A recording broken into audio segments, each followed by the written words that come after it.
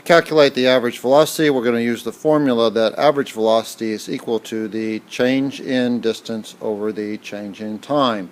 And we're going to calculate the average velocity for each interval. So the change in distance that I'm using is from point 2 to point 4 and point 4 to point 6, point 6 to point 8. So your delta x will be point 2 for everything. In fact, in your table, I actually just put it in there for you. So that's not going to change. The delta t you have to calculate. Now, they should be similar. Hopefully, if the disk isn't slowing down, this delta t is going to be about the same all the way down. And all you do is I take the time at point 4 minus the time at point 2, or the time at point 6 minus the time at point 4. In other words, I take one time minus the time before it, and that's how I get this delta t.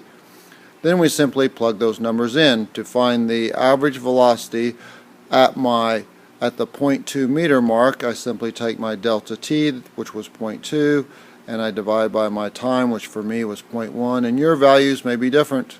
In fact, they probably will be, because everybody's going to push the air disk a little different, and that gives me an average velocity of 2.0.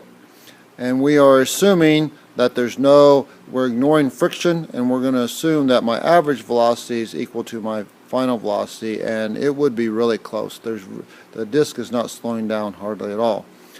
And then later on we'll see what happens. I've got a few numbers that don't match, and we'll see what we do with that later.